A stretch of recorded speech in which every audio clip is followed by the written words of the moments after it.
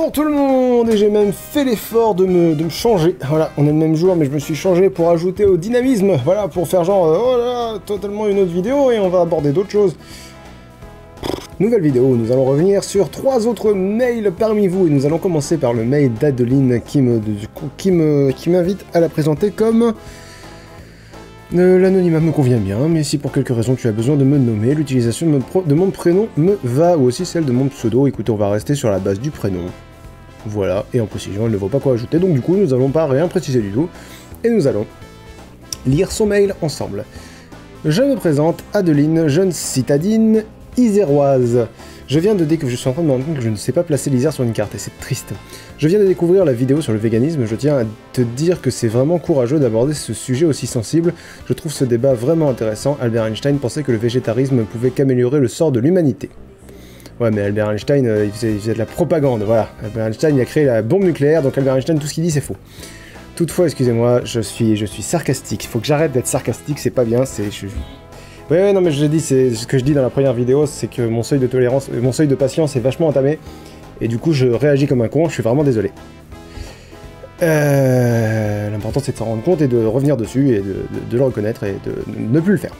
Toutefois, en regardant votre vidéo, je parle seulement de mon ressenti personnel, j'ai eu l'impression, comme c'était présenté, qu'un seul régime alimentaire primait sur tous les autres, que c'était la seule bonne solution. Je ne suis d'aucune école, mais je pense qu'il n'y a pas de régime alimentaire tout blanc ou tout noir. Nous sommes d'accord. Je dis l'inverse dans le point culture, mais c'est une grosse maladresse de ma part. Nous sommes d'accord. C'est ce que je regrette dans la vidéo, par exemple, le végétarien voit ses efforts de lutte contre la souffrance animale ou son engagement écologique décrédibilisé car il consomme des œufs et ou du lait, car selon JM, aucune exploitation animale ne peut être acceptable et responsable. Responsable, si, acceptable, non, d'après JM. Toujours d'après JM. C'est pas une vérité, c'est l'opinion d'une personne. À mon sens, il faut vraiment avoir la science infuse pour l'affirmer avec autant d'autorité. Il aurait mieux valu tempérer les propos en tournant la phrase d'une autre façon. Je pense qu'il n'y a aucune exploitation animale acceptable. Ça passe mieux que de poser son opinion en vérité absolue. Si le but était de me convaincre, le ton de la vidéo a été utilisé maladroitement, c'est dommage. Partez toujours du principe que personne ne prétend avoir la vérité absolue. C'est-à-dire que, à moins que quelqu'un... parce qu'en fait, quand on parle, sauf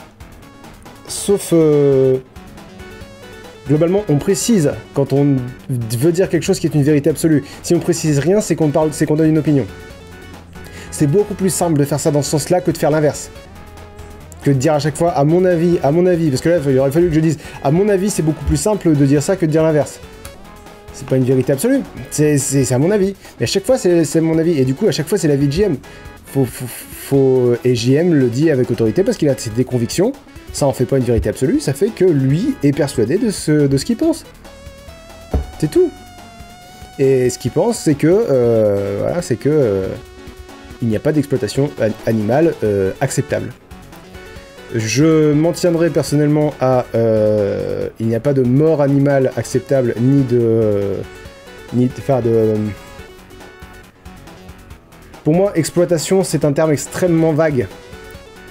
Et qui regroupe un spectre de pratiques énorme.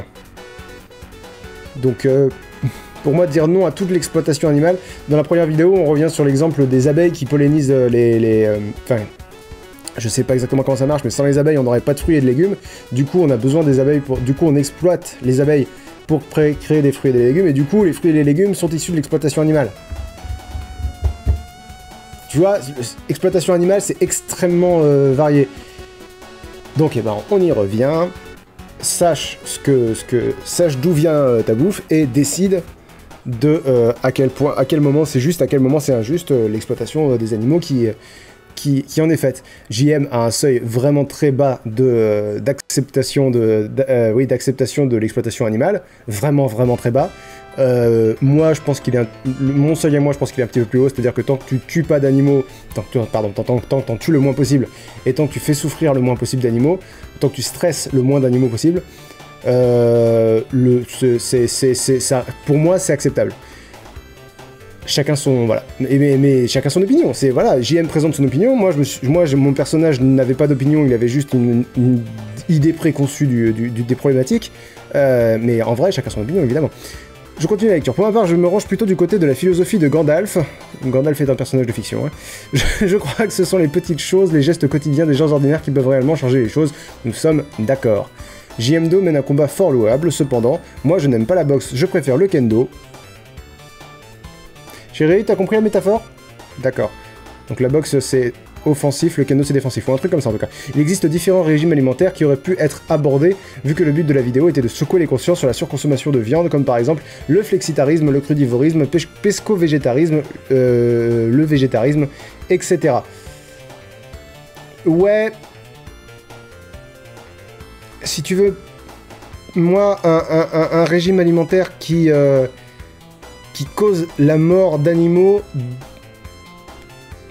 par son principe même, d'emblée, j'ai pas envie de le défendre. Parce que d'emblée, ça rentre en contradiction avec mes valeurs. Pour moi, c'est injuste de tuer des animaux pour se nourrir si on n'en a pas besoin. Et on n'en a pas besoin. C'est un choix. Donc pour moi c'est injuste. Donc je me voyais pas en parler, surtout en dire du bien. Dire que ça existe pourquoi pas, mais surtout pas... Voilà, surtout pas en dire du bien. Dernier point, c'est dommage que dans la vidéo on ne parle exclusivement que de nourriture alors que le véganisme est plus qu'un simple régime alimentaire. On l'évoque, JM l'évoque, mais il l'évoque très vite fait, c'est vrai, à la fin. C'est un vrai engagement dans la vie courante, du choix de ses cosmétiques à sa garde-robe, excluant toute participation animale, évidemment. J'aurais bien aimé savoir comment JMDO se vêtit au quotidien, dans quelle matière sont faits ses vêtements et ses chaussures, où achète-t-il ses vêtements, dans quelle enseigne. Ça aurait été vraiment intéressant de le savoir et ça aurait alimenté le débat. Le coton est une matière à proscrire, sa culture est un vrai désastre écologique. Pour la production d'un jean en coton, il faut compter environ 10 000 litres d'eau. Le coton est gourmand en eau, le dessèchement de la mer d'Aral est en partie dû à la culture du coton. Les villages à proximité ont détouré les fleuves alimentant la mer pour irriguer leurs champs de coton et de blé. Il existe des alternatives comme les vêtements en fibre d'ortie ou de chanvre, toutefois le coût de ces vêtements peut être un frein à l'achat. Donc voilà, la vidéo en elle-même est bien réalisée, il n'y a pas de souci, tu es un très bon vidéaste et j'adore ton travail, c'est gentil, merci. Je t'envoie ce mail juste pour te proposer des pistes d'amélioration qui me paraissaient justes et ou peut-être des futures idées de vidéos sur le même sujet, exemple la top 20 des régimes alimentaires à travers le monde. Je pense que le monde est fait de nuances et que tout le monde peut adopter une attitude responsable à sa façon, ça par contre je suis d'accord. Mais pour moi une attitude responsable... Enfin, mais là c'est vraiment une question d'idéologie, c'est pour moi la vie animale compte. Pour moi la vie animale et la vie non humaine je veux dire, compte. Repose-toi bien après cet épisode qui a, je pense, été un peu stressant pour toi. Un peu stressant, t'es mignonne. Et n'hésite pas à me dire ce que tu penses de mes propositions si ton temps te le permet. Elle me donne 3 sources. Voilà. Ouais. C'est vrai qu'on n'a pas évoqué d'autres problématiques pourtant que le véganisme dans lesquelles le véganisme s'engage. Et c'est vrai, le coton, enfin je dis ça dans un t-shirt qui doit être fait en coton. Il y a beaucoup de combats, beaucoup de convergence des luttes, enfin beaucoup de luttes qui convergent finalement vers le même objectif. Mais comme toujours, c'est ceux qui font un peu d'efforts à qui on reproche de ne pas en faire plus. Faites des efforts à votre rythme, faites les efforts que vous estimez pouvoir faire et faites... voilà quoi, faites... On s'est compris, je pense. On s'est compris, je pense. Nous allons passer au deuxième mail de cette vidéo. Comment est-ce qu'il veut que je le présente? Thomas. Je pense qu'il n'y a pas besoin de beaucoup de précision sur moi, juste mon prénom, ça me suffit. Après, si tu juges ça utile, tu peux dire que je suis étudiant en agronomie. D'accord. Thomas et... c'est dommage, je peux pas dire son nom de famille, c'est rigolo. Thomas, donc, est étudiant en agronomie et me dit... Salut Lynx, c'est mon pseudo. Je voulais juste te donner des infos-pistes sur une interrogation que t'avais laissée sur la chasse et te donner mon avis de pourquoi je suis végétarien, quasi pour être exact. Si on m'en sert, j'en mange, mais je n'en achète pas et n'en cuisine pas. Et je suis étudiant ingénieur agronome, c'est utile pour le deuxième paragraphe, d'accord. Pour la gestion du gibier, il suffit de réimplanter leur gestionnaire naturel, c'est-à-dire les prédateurs comme les loups. Pour gérer les pucerons sur des plantes sans utiliser de pesticides, on pense à la coccinelle, ce serait donc pareil pour le gibier. Surtout que dans un contexte de réduction de l'élevage, il y aurait moins de chances qu'il y ait des accidents, puisque moins de chances pour les loups de rencontrer du bétail, et en plus, il y aurait besoin de moins d'espace cultivable puisque plus besoin de nourrir le bétail qui consomme énormément comme tu l'as dit, et donc il y aurait plus d'espace de forêt. Ça me semble soulever un tas de problématiques, d'autres problématiques. Maintenant, je suis pas renseigné, je peux pas le dire. Le truc bête et naïf qui me vient en premier, c'est que ça me semble dangereux de réintroduire des prédateurs dans les forêts. Maintenant, voilà, je te dis, c'est une réaction naïve, donc je ne sais pas. Par contre, le problème que j'ai avec le véganisme, c'est au niveau de l'utilité des animaux dans l'agriculture. Si plus d'élevage, ça veut donc dire plus de fumier, des pratiques agricoles permettent d'enrichir le sol ou de limiter les pertes de nutriments dans le sol, mais aucune ne permet de compenser la perte de l'exportation des fruits, légumes, graines, etc. qu'on consomme ensuite. Le fumier, c'est le moyen le plus facile et économique en temps et en énergie pour fertiliser. Les autres moyens, c'est d'utiliser des produits de synthèse ou de faire des carrières pour aller chercher des roches riches en phosphore ou potassium, ce que l'on fait déjà, donc pas top niveau écologie. Un autre moyen, c'est de faire pousser des champs de plantes, de la luzerne surtout, pour en faire de l'engrais, et du coup ça prend du temps, de l'espace et de l'énergie pour le faire. Il y a aussi la traction animale qui disparaîtrait, et on finirait même par oublier comment faire. Même si c'est minime pour l'instant, ce serait bête de perdre ce savoir en sachant que les réserves de pétrole s'amenuisent, et donc je m'inquiète de savoir comment vont tourner les tracteurs sans pétrole. Alors pour le fumier, je sais très précis, j'ai pas de réponse. Peut-être qu'il existe d'autres solutions, je ne sais absolument pas. Mais c'est une problématique qui se pose. Concernant l'attraction animale, si le seul argument c'est ce serait quand même dommage qu'on perde un savoir-faire, disons que je suis pas convaincu que les animaux de trait ils soient de cet avis. Mais effectivement, si l'alternative c'est juste épuiser les ressources de pétrole de la planète, on est face à deux problèmes. Je pense qu'il doit y avoir moyen de trouver d'autres solutions. Je veux dire, on a marché sur la Lune, donc je pense pas qu'on en soit réduit à essence ou cheval de trait, ou bœuf de trait.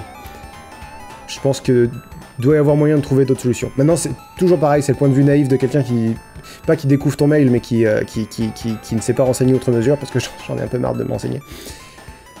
Voilà, ça peut t'aider à comprendre pourquoi je suis pas vegan, même si je suis végétarien, pour une agriculture paysanne, locale et de petite taille, que je tiens à avoir des poules chez moi, et que je suis contre l'exploitation intensive des animaux. Moi, voir des fermes ou des maisons avec 4 poules, 10 moutons, 1 ou 2 bœufs ou chevaux, ça me plaît plus qu'une ferme avec des tracteurs et machines énormes. La bisette, c'est une petite bise, Thomas. Et vous voyez comme Thomas n'est pas du même avis que moi, et n'a fait preuve d'aucune agressivité. Il est resté purement dans l'échange. Il m'a dit, moi vegan non parce que...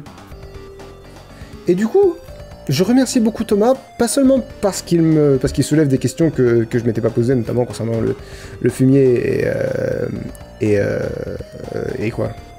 Et oui, la réintroduction de prédateurs. Malheureusement, ça va rester au stade des questions parce que j'ai aucun élément de réponse. Mais en plus, il l'a fait de façon tout à fait polie, courtoise et alors qu'il a vu la même vidéo que vous, que vous, pardon. Là, je m'adresse à ceux qui se sentent légitimes d'être agressifs parce qu'ils se sont sentis agressés. Thomas a vu la même vidéo et il s'est pas senti agressé. Voilà. Pouf pouf. On va passer à la troisième vidéo, troisième mail, oui merci chérie, de cette vidéo, qui est un mail de...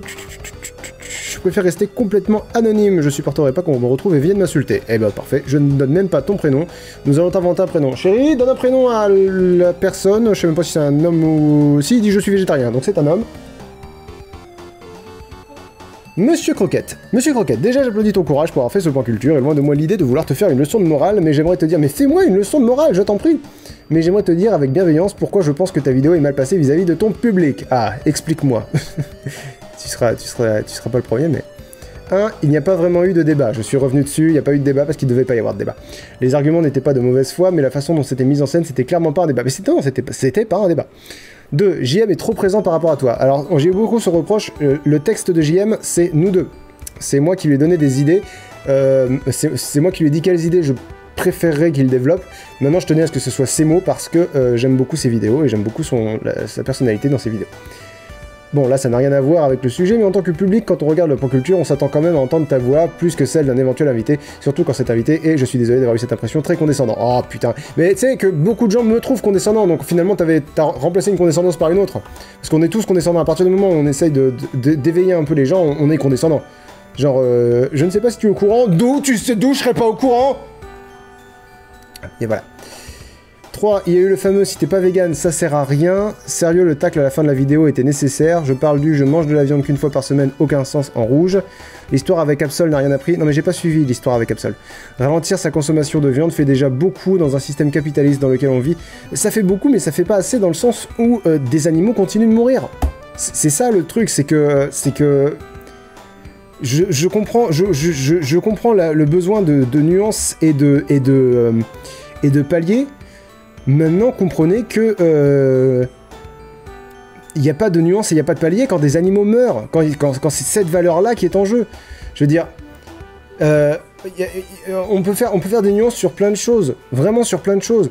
On va pas demain se mettre à tous cultiver notre propre bouffe, c'est pas possible, c'est totalement utopiste et c'est ridicule.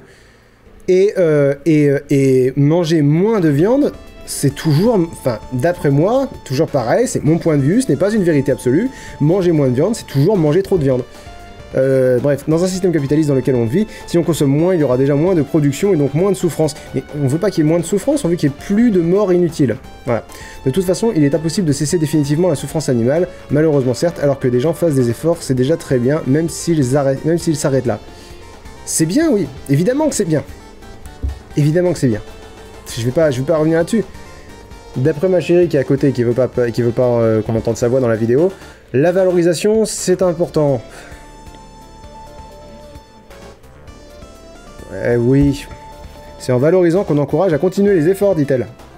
Bon, de toute façon, quels que soient les efforts, ils sont bons à prendre. On est d'accord. Quels que soient les efforts, ils sont bons à prendre. Voilà. On va rester là-dessus, et je suis d'accord, faire un effort, c'est bien. Ça me coûte de dire ça, mais c'est vrai.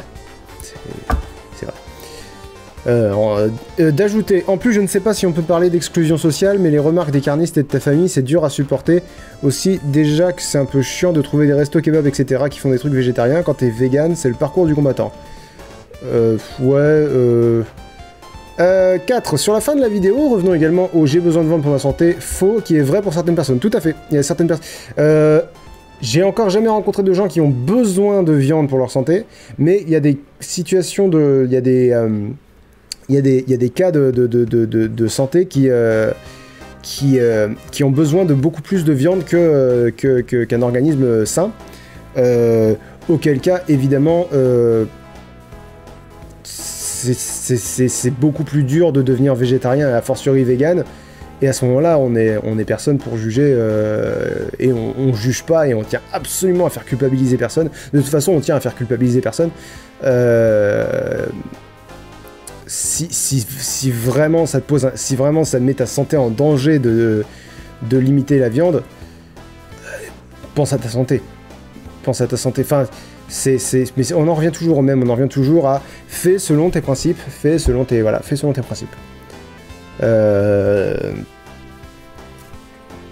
J'ai reçu un mail de quelqu'un dont j'ai oublié la maladie et qui lui ne veut plus manger de viande parce que ça le dégoûte, parce qu'il a eu une prise de conscience et parce qu'il se dit non, je veux pas que des animaux meurent pour me nourrir. Mais lui, il a vraiment un problème de santé. Et du coup, je lui ai dit putain, mais si vraiment ça te dégoûte à ce point-là, trouve un médecin qui est pas anti-vegan par conviction et essaie de trouver une solution. Et franchement, bravo, parce que tu fais preuve de plus de courage que beaucoup de gens qui refusent simplement d'envisager le truc juste parce que c'est plus confortable de jamais se poser la question.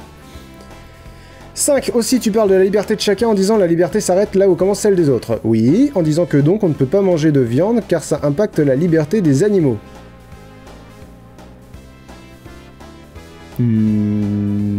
Non. Attends, je continue. Sauf que là, t'es clairement en plein dans le spécisme, tu as raison, à condition qu'on parte du principe que les animaux sont à égalité avec les humains, ce qui n'est pas la pensée de la majorité des gens. Ah, bah si la majorité des gens pensent pas ça.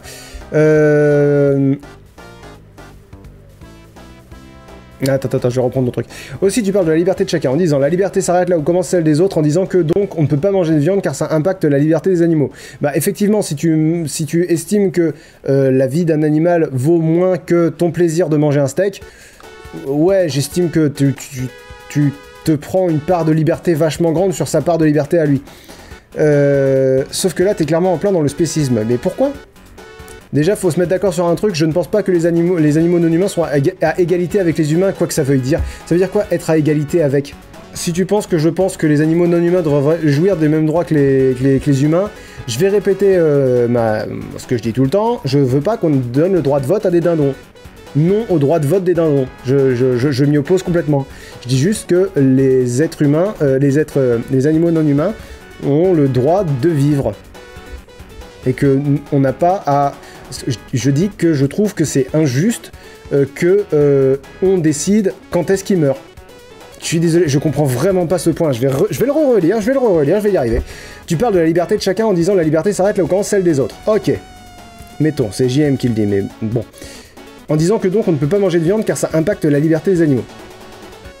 Je dis pas on peut pas manger de viande car ça impacte la liberté des animaux, je dis manger de la viande impacte la liberté des animaux. Voilà. Sauf que là, t'es clairement en plein dans le spécisme. Non, d'accord, en fait, il a voulu dire antispécisme.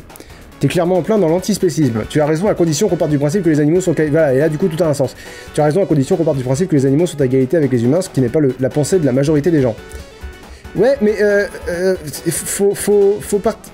Déjà, je considère pas que les animaux sont à égalité avec les humains, parce que je sais pas ce que ça veut dire. Ce que pense la majorité des gens, franchement, j'en ai rien à battre. Ce qui m'intéresse, c'est ce qui est juste. Et la notion que la plupart des gens ont de la justice. Là, on parle, voilà, là on parle concrètement. Maintenant, faut que les gens soient honnêtes vis-à-vis de ça. Parce que j'ai lu des mails de gens qui trouvaient parfaitement juste que les hommes, que l'être humain décide de quand un animal doit mourir. C'est-à-dire que le spécisme est un système juste. Point. Et là, tu peux pas contre-argumenter parce que c'est une question d'opinion. Mais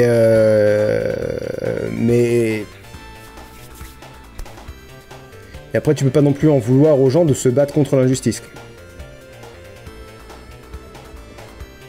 Purement question d'opinion. 6, c'est trop cher, faux. Devenir végétarien revient moins cher, mais devenir végétalien revient plus cher. Faux, je suis devenu végétalien, je paye moins en course. Dans cette même vidéo, JM évoque le fait qu'il faut consommer bio et proche. Alors là, clairement, ça devient vraiment trop cher. Je sais pas dans... je sais... D'accord, bah je sais pas dans quelle mesure c'est plus cher, c'est peut-être vrai. Auquel cas, effectivement, si t'as pas les moyens de devenir totalement vegan et d'acheter bio proche de chez toi, etc., personne t'en voudra, personne te fera culpabiliser de continuer à manger ce qui est ce qui correspond à ton budget. Évidemment, on n'est pas des monstres, on n'est pas des connards, on n'est pas des abrutis non plus. Attention, je vais parler de moi, je suis étudiant et je vis avec 450 € par mois, donc 240 de foyer. Vu le prix des produits bio, non, je ne peux pas me le permettre, les tomates passent d'1 € le kilo à 2,50 €. D'accord. Bah, tu passes pas au bio, te fous pas dans la merde financièrement pourquoi en plus? Je suis même pas sûr que ce soit pour tes principes, à aucun moment on parle de tes principes à toi. 7. Ça aurait peut-être été bien d'évoquer le fait qu'on puisse devenir vegan car on vit dans le monde occidental et que cela nous est donc accessible. Tout à fait. Tout à fait, on a passé sous silence le fait que... Mais si tu veux, vu qu'on s'adresse à un public, on part du principe qu'on s'adresse à un public qui est quand même relativement ciblé. Pour le point 14, si on a des poules et coqs qu'on laisse en liberté dans un grand champ et qu'on récolte leurs œufs de temps en temps et qu'on en mange après qu'ils soient morts de vieillesse, est-ce vraiment sous la contrainte? Non. Parce qu'en soi, on ne les force pas à se reproduire, on ne les tue pas et on ne tue pas les poussins mâles. J'ai pas la réponse, c'est une vraie question. Non, mais pour le coup, c'est vraiment pas sous la contrainte. Voilà. Ça fait partie des zones grises du véganisme, c'est-à-dire à partir de quand on parle d'exploitation, et l'exploitation sans la souffrance et sans la mort, est-ce que c'est vraiment injuste?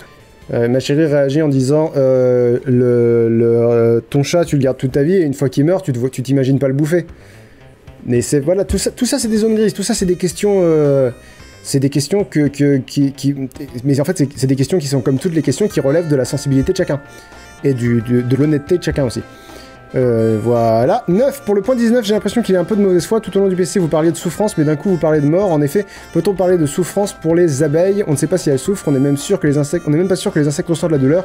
En tout cas, j'ai rien trouvé qui permet de le dire avec certitude.